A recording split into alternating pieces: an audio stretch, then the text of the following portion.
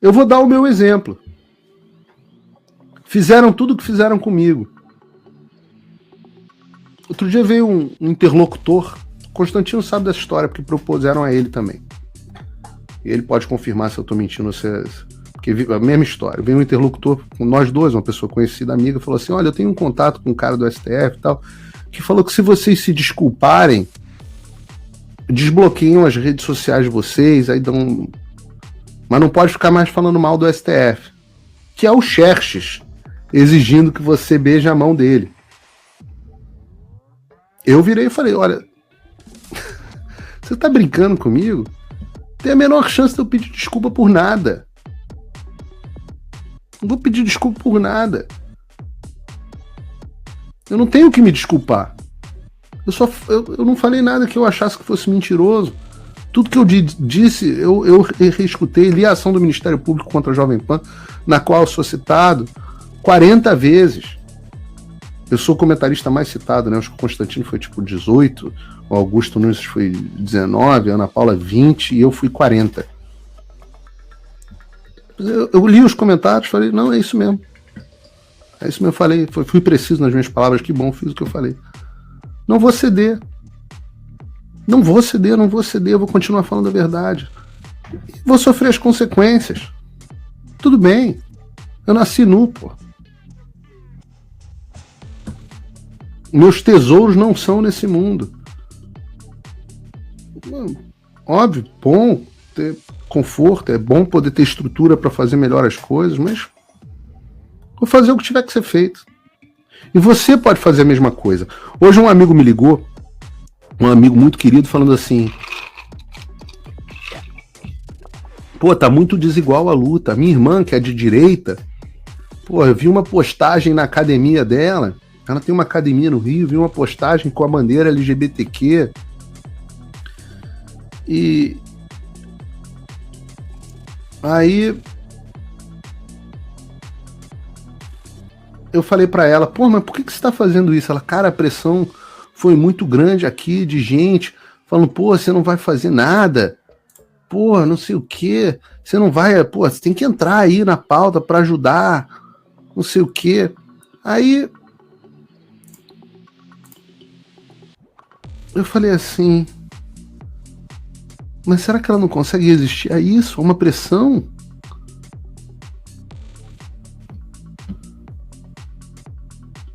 Uma pressão? Pô, vocês não conseguem resistir a isso? Eu falo para as pessoas, vocês têm que ir para as ruas. Vocês têm que voltar às ruas. As ruas precisam voltar a ser do povo. Não, mas eu tenho medo de ser preso. Eu falo, porra, você tem medo de ser preso? Você vai ceder ao medo? Você não está disposto a enfrentar esse risco? Esse pequeno risco de ir a Copacabana, de ir a Paulista, de ir, porra, a Esplanada dos Ministérios, longe dos prédios públicos. Você não tá... Quem foi preso na Paulista? Quem foi preso na Esplanada dos Ministérios se não estivesse no prédio, ou no acampamento, ou entrando nos prédios públicos? Pô, você também, de novo, Bíblia. Porra, eis que vos envio como cordeiro no meio de lobos. Portanto, sejam inocentes como a pomba e astutos como a serpente. Não é, pô, seja trouxa de entrar no palácio. Vocês não estão dispostos a adquirir conhecimento, não estão dispostos a... Porra, eu considero que a coragem, ela é contagiante. E eu falo para vocês, tenham ânimo, tenham coragem, não desistam do Brasil, não tem opção. A luta é pela própria vida. Não sejam como o Tutinha, que resolveu, como eu falei, deu uma de Chamberlain com o Ministério Público, agora entre a desonra e a guerra, escolheu a desonra e agora tá tendo a guerra. Tava se vangloriando outro dia, a audiência voltou toda pra Jovem Pan, os comentaristas não significam nada. Deu muito bem, que o Tutinha, gosto muito dele, achei o cara muito legal, e acho que ele tem muitos valores, muita coisa boa que ele fez. Agora, a audiência está com a Jovem Pan hoje por falta de opção, e porque tem 2 ou 3 caras lá muito bons ainda. Pavinato, Mota e outros. Mas quando tem opção melhor, então não sejam, não se curvem. E você pode criar resistência em tudo. Você já falou com a escola dos seus filhos? Quando eles começam, você está de olho na educação dos seus filhos?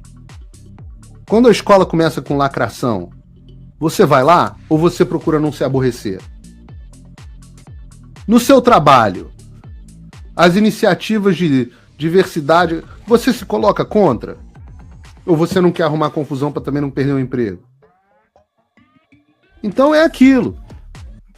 Quando começa a não ter um punhado de justos para salvar o Sodoma, chove enxofre e Deus destrói. Porra. Agora, eu acredito na sociedade brasileira. Agora, tem uns processos de amadurecimento que precisam ser feitos. Precisa parar de procurar salvador da pátria. Parar de procurar salvador da pátria. Seja você. Você é o salvador da pátria. Você mesmo. Eu tô falando com você que tá sentado dentro de casa. Eu tô falando exatamente com você. Você é o salvador da pátria. Você vai virar na escola da tua filha e vai falar assim, não, olha só, que história é essa aqui de querer pautar a agenda LGBTQ pra minha filha de 10 anos de idade? Essa porra não. Vou fazer acontecer, vou pra porta da escola, vou falar com os outros pais. Eu vou give you hell. Porque não é solução. Mas é fricção. A maioria das coisas é feita com fricção. A esquerda não tinha uma solução pro Bolsonaro em 2020, em 2018, 2019, 2020. Não tinha. Mas eles criaram fricção para tudo que foi feito. E não é hora, como disse o outro lá comigo no Bradock, gosto muito, mas é hora da gente fazer um acordo. Acordo é o cacete. Acordo caracu. Acordo onde eles entram com a cara e a gente entra com o resto. Não tem acordo, não existe acordo com o mal. Com o errado, com o infame, com o perverso. Não existe acordo. Existe fricção. E a Câmara dos Deputados tem feito um trabalho bom de fricção. Dentro dos limites que eles têm. Ah, não, agora a gente vai ter um Congresso conservador. Porra nenhuma, mas eles estão lá, estão barrando, estão atrapalhando. Ah, mas o cara mora nos Estados Unidos. Eu falo, ô imbecil, você por um acaso acha que um piloto de B-21 tem que descer para ir pro fronte de batalha? O cara é piloto de um caça stealth. O cara passou anos estudando e o que ele faz é um estrago de, assim, colossal, muito maior do que você jamais vai conseguir fazer. Você acha que para ele ser corajoso como você, tem que descer e ir lá pro fronte, trocar tiro igual um recruta? Porra! Ah, não, o general que tá atrás é covarde. Porra, pelo amor de Deus. Isso é de uma infantilidade. Isso é de uma infantilidade que é o que eu explico. Porra, você tem que estudar. Não adianta. Não adianta. Poucos sofreram mais consequências do que eu. E tô sofrendo, pô. E tô sofrendo. E vou continuar sofrendo. Vocês acham que vai aumentar? Não, como diz o Alexandre, vai piorar antes de melhorar. Agora, a sociedade brasileira está melhorando. Eu falo isso para vocês, olhem para trás. 2002 eu fiz campanha para José Serra porque eu não tinha outra opção. 2004, 2005 eu comecei a trabalhar com o Eduardo Paes, que é algoz do Lula, hoje é melhor amigo, não tinha opção. Porra, olha os deputados que a gente tem hoje. Quem poderia imaginar um Nicolas em 2002? Quem poderia imaginar um Gustavo Gaia? Quem poderia imaginar um senador Jorge Seife? O Girão, o senador Girão, que saiu da vida confortável dele para seguir o chamado.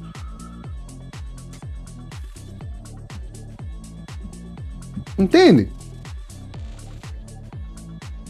A sociedade brasileira é mais cristã hoje do que jamais foi.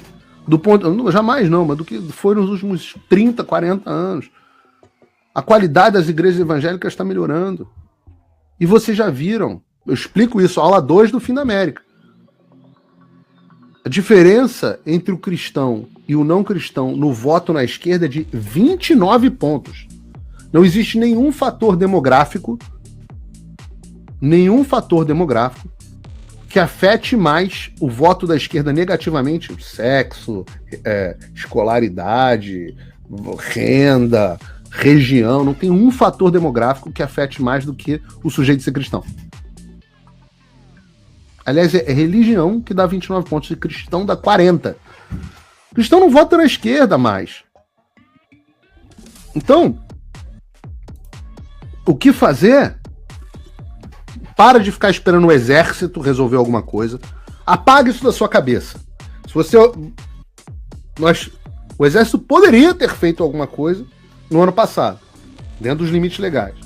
Poderia. Veio o deixa-de-cismo. Já falo isso, que o Brasil, o grande mal do Brasil é o deixa-de-cismo, que é o que o Alexandre não tem, porque a fortaleza é a virtude em mais falta no Brasil, e essa ele de fato tem, fortaleza. É a única. Então, fortaleza, o cara vai lá e faz o que tem que ser feito. No Brasil, cara, vocês me desculpem, mas o Vilas Boas fez um tweet me esculhambando, dizendo que eu tinha que dar paz para os nossos generais tomarem decisão. No ano passado tá lá, tá público o tweet. O Vilas Boas me esculhambando, sem me dar um nome, o cara que foi comandando o exército, e eu tenho um apreço, porque eu respeito muito o general Vilas Boas, mas eu falo assim, esse cara não parou 2 segundos para pensar na boçalidade que ele tá me falando. General precisa tomar decisão em paz? Que porra de general é esse que toma decisão em paz? Aí não é general, porra, é bailarino Bolshoi. General é pra tomar decisão em guerra. Pra tomar decisão em paz, porra, joga búzios, sei lá, faz o quê?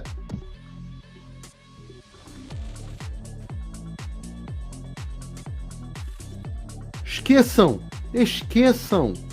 O comandante do exército atual é totalmente deles.